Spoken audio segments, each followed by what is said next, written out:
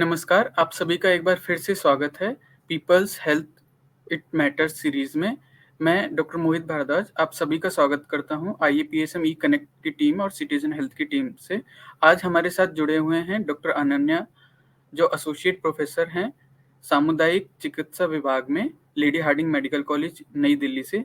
तो मैडम के साथ हमने जैसे पिछले वीडियो में डिस्कस किया था कि स्ट्रोक क्या है, इसके क्या क्या कारण होते हैं, रिस्क फैक्टर्स के बारे में। तो इस बारी हम मैम से जानना चाहेंगे मैम कि ये जो स्ट्रोक है इसमें अगर इमरजेंसी सिचुएशन में जैसे किसी को हो जाता है, स्ट्रोक का अटैक आता है, तो उस समय किन बातों का हमें ध्यान रखना चाहिए कि क्या करना चाहिए और क्या चीजें हमें अवॉइड करनी चाहिए। सबसे पहले तो आप सभी को नमस्कार। एक हम इसी महत्वपूर्ण चर्चा को जारी रखते हुए डिस्कस कर रहे थे कि स्ट्रोक में कुछ खतरे की निशानियां जो कि मैंने बी फास्ट बताई थी, वो अगर आ जाती हैं तो आपको घबराना नहीं चाहिए, आपको पैनिक नहीं करना। जो फैमिली के मेंबर्स हैं, परिवार के सदस्य जो भी या उनके आसपास जो भी हैं, अगर वो उन खतरे के लक्षणों को देखते हैं तो तुरंत पहले तो इमरजेंसी को कॉल करिए, ठीक है, एम्बुलेंस बुलाइए और प्रेफरेबली ऐसी जगह शिफ्ट कराइए मरीज को जहाँ पे न्यूरो मेडिसिन या न्यूरो सर्जरी की फैसिलिटी हो, ठीक है, और जहाँ पे कम से कम एक सीटी स्कैन का जो है ना फैसिलिटी होना चाहिए, ठीक है। सेकेंडली, उस दौरान जब हम वेट कर रहे हैं एम्बुलेंस के आने की, ठीक है, वो एक बहुत अहम पीरियड होता है। एक तो हम समय ना गवाएं उसमें कि नहीं ले जाना नहीं है, रहने देते हैं, ठीक है, क्योंकि गोल्डन पीरियड के अंदर अंदर हम ले जाते हैं तो उसका हमेशा उसको बचाना इजी हो जाता है मरीज को, और जो है उसकी रिकवरी भी अच्छी होती है, ठीक है। तो हम उस टाइम वेट करते टाइम हम ये करेंगे कि एक तो हम खुद शांत रहेंगे, अपना दिमाग ठंडा रखेंगे और मरीज को कंफर्टेबल रखेंगे। अगर उसने टाइट कपड़े पहने हैं तो लूज कर देंगे, या फिर जैसे होता है कि हम कुछ उसको खिलाने पिलाने लग जाते हैं या कुछ, ये नहीं करना चाहिए, बिल्कुल भी नहीं करना चाहिए, क्योंकि उसके उस टाइम कुछ न्यूरोलॉजिकल जो सिम्टम्स हो रहे हैं, उसको लकवा लग गया है ना, तो उसकी सांस नली में भी हो सकता है पानी या जो भी खाना आप दे रहे हो, तो ये बिल्कुल ना करें, ठीक है। सेकेंडली, उसका जो पहला लक्षण आया था उसका टाइम नोट कर लीजिए, संभवतः जितना भी जो भी आपको लगा कि ये अगर ये पॉसिबल है तो, ठीक है। अगर आप ये लक्षण, क्योंकि आपको ये पूछेंगे डॉक्टर, और ये जो इंफॉर्मेशन है, ये जो जानकारी है, ये मेडिकल टीम के लिए बहुत सहायक साबित होगी, तो ये आप नोट कर लीजिए और जो है मरीज को शिफ्ट करवा लीजिए। और वहाँ पे देखते हैं जो भी टीम जैसा करती है वो उसके हिसाब से आप उसके परिवार सदस्यों को भी बुला लीजिए। और अगर वो उस टाइम, हाँ, ये है कि ड्राइव कर रहा होगा या कुछ काम कर रहा है तो उसको रोक दीजिए। वही ड्राइव करना तो बहुत खतरनाक चीज हो सकती है, ठीक है। तो हम ये ध्यान रखें कि उसको हम गाड़ी चलाने ना दें और उसके सिम्टम्स को बस मॉनिटर करते रहें, उसको ज्यादा खुद भी ना घबराएं और उसको भी पैनिक। तो मैम स्ट्रोक से संबंधित कुछ मिथ्स हैं, जैसे कि मतलब कि क्या हम इसको बचाया जा सकता है, बचाव किए जा सकते हैं स्ट्रोक से हमारे जीवन शैली में बदलाव से। तो पहला एक मिथ ये होता है कि क्या स्ट्रोक को हम बचा सकते हैं, बिल्कुल, ये मेरे मिथ को है। डॉक्यूमेंटेशन के हिसाब से स्ट्रोक का जो स्ट्रोक एक तो प्रिवेंटेबल कॉज है, यानी कि इसकी रोकथाम हो सकती है, और 80% स्ट्रोक्स को हम की रोकथाम की जा सकती है, उसकी ट्रीटमेंट भी बिल्कुल मुमकिन है। आजकल तो बहुत नए नए प्रकार के साधन आ गए हैं, दवाइयाँ आ गई हैं, तो ऐसा नहीं है कि आशा एक तो आप रखें, आप हताश ना हो, ठीक है। और दूसरी बात ये है कि ये कई लोग सोचते हैं कि परिवार की हिस्ट्री या फैमिली हिस्ट्री से कोई लेना देना नहीं। अगर आपकी फैमिली हिस्ट्री है स्ट्रोक की, यानी कि आपके परिवार के किसी सदस्य को भी स्ट्रोक हुआ है, तो आपको होने के चांसेस और भी ज्यादा है, आपको खतरा ज्यादा है।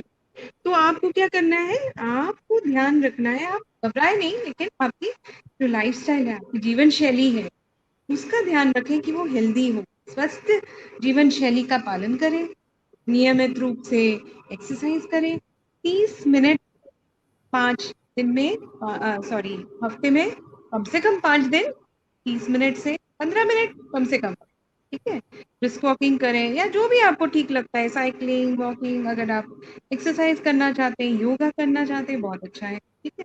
लेकिन इसमें ऐसा नहीं है कि इसकी रोकथाम नहीं हो सकती है, लेकिन ऐसा भी नहीं है कि अगर आपकी फैमिली हिस्ट्री नहीं है तो नहीं होगा आपको, ठीक है। एक तो और एक मिथ है मैम कि ये जैसे स्ट्रोक है जो सिर्फ और सिर्फ जो ओल्ड एज जो पीपल जिनको एल्डरली कहते हैं उन्हीं में होता है। का जो क्या? बहुत कॉमन मिथ है या धारणाएं, गलत धारणाएं हैं, वो ये है कि सिर्फ ये बुजुर्गों को होता है, लेकिन ये बहुत गलत है। स्ट्रोक का खतरा मैं मानती हूँ कि उम्र के साथ बढ़ता चला जाता है, लेकिन स्ट्रोक किसी भी उम्र में, जी। पर्टिकुलरली 18 to 65 वर्ष में तो हो रहा है आजकल, है ना, जो कि पहले है, उम्र से एक्सपेक्टेड जो एज है उससे पहले हो रहा है भारत में। तो हम ये ध्यान रखें कि हम लोगों का जो है यहाँ पे जीवन शैली में परिवर्तन हुआ है उसकी वजह से, खाने पीने में परिवर्तन की वजह से, और जो आजकल सबको ब्लड प्रेशर और ये सब बीमारियां हो रही हैं, डिजीजेस जिसको हम बोलते हैं, या हाई ब्लड प्रेशर, उच्च रक्तचाप जो कि कंट्रोल में नहीं है, इससे हो सकता है। और स्ट्रोक का इलाज भी संभव है। जैसे मैंने बताया कि कुछ कुछ क्लॉट बस्टिंग ड्रग्स आ गए हैं, जिससे कि क्लॉट या वैसा को हटाया जा सकता है, और उसका जो ब्लड वेसल, जो आपके दिमाग की नसें हैं, उसका भी रिपेयर किया जा सकता है कुछ हद तक। और कुछ कुछ चीजें हैं जैसे कि जीवन शैली और खाने पीने में परिवर्तन, और नियमित रूप से व्यायाम और फिजियोथेरेपी से वो जल्दी ठीक हो सकता है। एक अ, धारणा ये भी है मैम लोगों में कि इसका कुछ इलाज नहीं है मेडिकल साइड में, तो आयुर्वेदिक कुछ ऐसे ऑयल या कुछ सब्सटेंसेस हैं जो इनको स्ट्रोक को क्योर करने में हेल्प करते हैं। देखिए, सबसे पहले तो मैं यही बताऊंगी कि अगर मरीज को अस्पताल में सही टाइम से ले जाया गया, ठीक है, और सही जगह ले गए जहाँ पे मेडिकल टीम है पूरी, और पर्टिकुलरली न्यूरो मेडिसिन है, वहाँ पे जैसे ये क्लॉट बस्टिंग ड्रग्स होते हैं, जो दवाइयाँ होती हैं जो इसमें जहाँ रुकावट आई है उसको ठीक करती है, तो ये अगर ये इलाज शुरू हो जाए उससे ठीक हो सकता है। फिर सर्जरीज के बारे में मैंने बताया, कुछ सर्जरी। फिर जो है कुछ लोग सोचते नहीं नहीं हम इलाज ज्यादा दिन तक नहीं करेंगे, इसका इलाज अधिकतम कुछ जो दवाई है वो सुचारू रूप से लेते रहना पड़ता है, कई महीनों तक लेना पड़ता है, ठीक है, कई बार कई सालों तक लेना पड़ता है। तो इसको आप ना रोकिए, आप ये ना सोचिए कि हम इसको छोड़ देते हैं, एलोपैथी छोड़ देते हैं और आयुर्वेदिक दवाई से ही सिर्फ ठीक हो जाएगा, ये गलत धारणा है। और या फिर देसी इलाज जैसे कि मसाज, तेल मालिश से ही ठीक हो जाएगा, ऐसा भी नहीं है ये। हाँ, एडजुवेंट थेरेपी की तरह यूज हो सकता है, जैसे कि आप सहायक थेरेपी, आप उसके साथ आप तेल मालिश करिए फिजियोथेरेपी के साथ, या फिर आप कुछ ऐसी चीजें खाएं जो कि आपका ब्लड प्रेशर या शुगर कंट्रोल में रखें, उसमें तो ठीक है, लेकिन आप दवाई खाना ना। तो अभी तक जैसा आपने बताया मैम कि प्रिवेंशन और मैनेज मतलब कैसे करना है स्ट्रोक को। अब बात करते हैं उन लोगों की जिनको पहले स्ट्रोक हो रखा है, तो उनके लिए आप क्या राय देना चाहेंगी कि स्ट्रोक से रिकवरी के लिए? देखिए, स्ट्रोक का जो पीरियड है, इसमें जो जब स्ट्रोक होता है, तब तब से लेके उसकी टोटली जब ठीक हो जाने तक, इसके टाइम पीरियड को हम अलग अलग श्रेणियों में विभाजित कर सकते हैं। एक तो ये है कि रिकवरी पीरियड, पहला तो ये है जिसमें सबसे पहले स्ट्रोक की वजह से आपको जो कमजोरियां आ गई हैं, ठीक है, उसका ट्रीटमेंट करता है, और पेशेंट को स्टेबलाइज किया जाता है, और इमरजेंसी केयर में रखा जाता है, अंडर ऑब्जर्वेशन रखा जाता है, आईसीयू में कई बार भर्ती होते हैं, या कई बार एचडीयू में भी शिफ्ट किया जाता है।